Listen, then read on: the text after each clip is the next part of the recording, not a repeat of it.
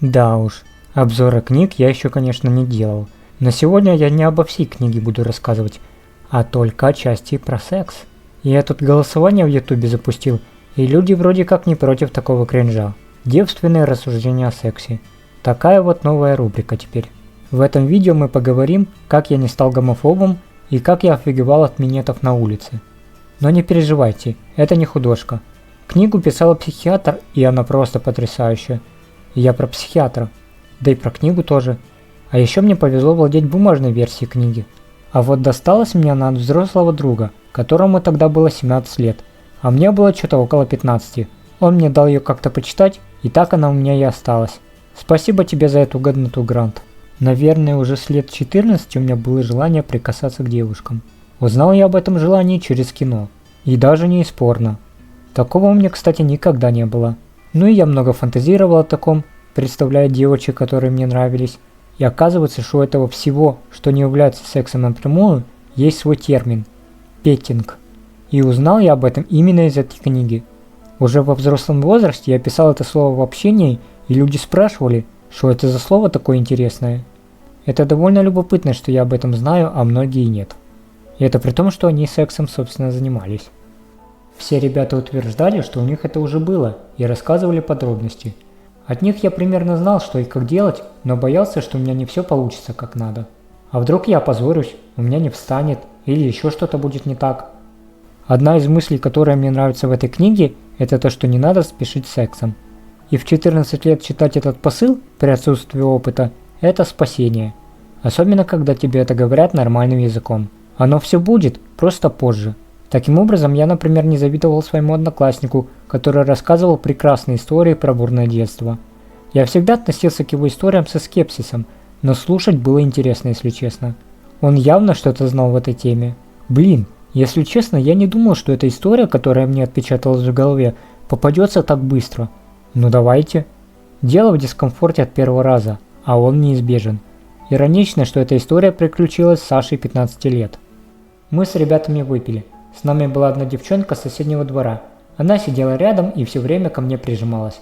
Олег, мой друг, толкает меня в бок и говорит: «Давай, не дрейф, с ней уже все переспали. И ты тоже попробуй, она никому не отказывает». Мы с ней поднялись на последний этаж соседнего дома, вышли на пожарную площадку, а я не знал, что мне дальше делать. Она предложила минет. От ребят я знал, что это такое, и согласился. А потом она стояла на коленях на грязной площадке, а я стоял со спущенными штанами. И если бы кто-то из прохожих поднял голову, то увидел бы мою голую задницу. Был сильный ветер, и я весь покрылся мурашками. Я видел сверху ее спутанные волосы, их трепал ветер, а мне было щекотно, холодно и противно. Больше всего я боялся, что нас застукают, и хотел, чтобы все побыстрее закончилось. Если честно, то читать это даже в 32 года довольно жутко. Я бы не хотел такого начального минета. Спасибо Господи, что я Мешка и секс мне никогда не светит. Вторая история Мишани тоже грустная и наталкивает на мысль, что тяночку в любое время можно расстроить чем угодно. Я был на дне рождения друга, там была его сестра, она уже почти взрослая. Их родители ушли и остались только ребята и сестра именинника.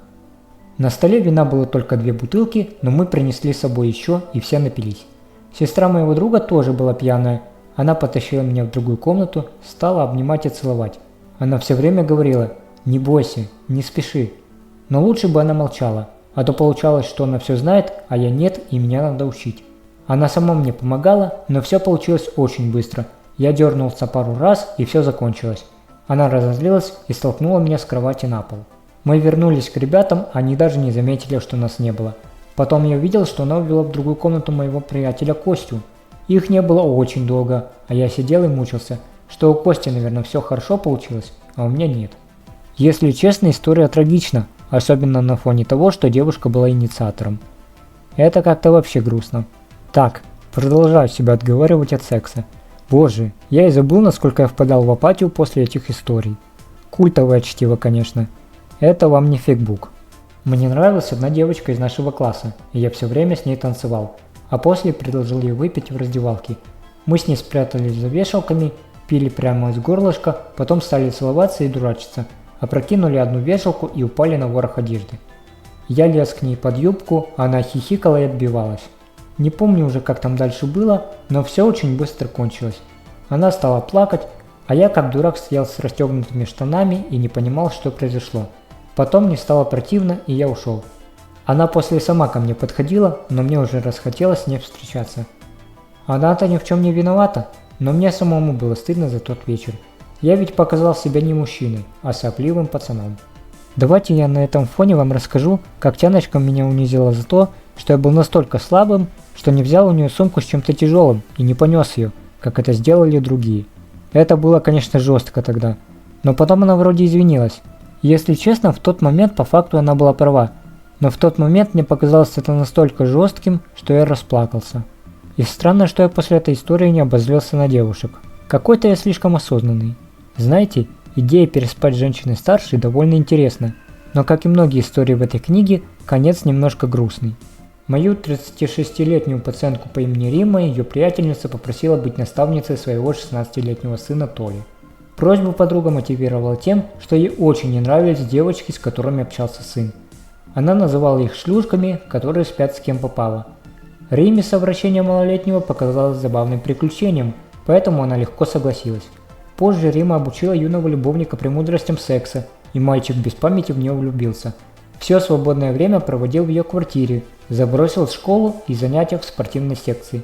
Римма к нему тоже очень привязалась. Закончился роман драматически. Мать Толи узнала, где сын пропадает целыми днями. Она-то полагала, что подруга с ним давно рассталась, но и в итоге отправила сына в другой город к бабушке. А Римма затасковала, у нее возникла депрессия, от которой она долго лечилась. Вообще, прям переспать с женщиной старше себя, я думаю, последние годы. Но впервые у меня со взрослой женщиной был совсем не сексуальный опыт. У меня была классная руководительница, которую звали Ольга Александровна. Она вела украинский язык и украинскую литературу. И она была офигенной. Может, ей было где-то около 40. Она была рыжей, темно-рыжей, наверное, искусственный цвет волос. И я был у нее на дополнительных занятиях. И мы были после уроков одни. Она меня учила базе по языку, и я помню, что я ловил дико приятные ощущения от нее. Спокойный голос, приятное общение, забота обо мне при обучении. Я очень жалею, что я в старшей школе не общался с ней. А еще мои одноклассники любили иногда о ней сплетничать. Но я все равно ценю те чувства, которые я с ней испытывал. Хотя влюблен я в нее все-таки не был. Короче, я даже в школе особо секса не хотел. И считаю, что мне очень повезло в каком-то плане. Именно из этой книги я узнал о гомосексуализме. Из первых строк задается правильное отношение. Есть люди, которым не нравится противоположный пол. Это нормально, и они просто хотят быть такими, какими им удобно быть. Узнал, что правильно говорить гомосексуал, а не гомосексуалист, как я раньше слышал.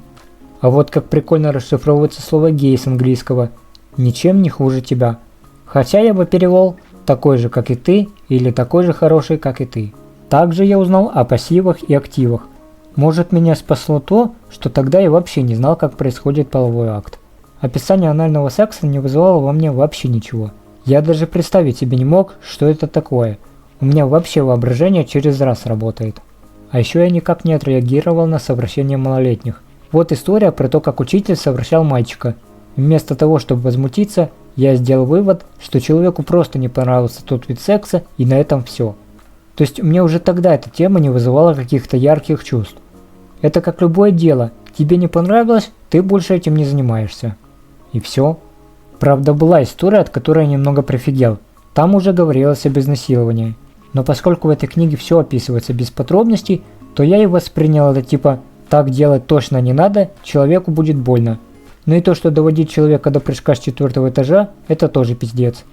Вообще какой-то жестокости к людям у меня нет. И нельзя сказать, что мне не нравится тема секса. Я просто знаю, что это малая часть жизни. Спокойно можно жить и без него.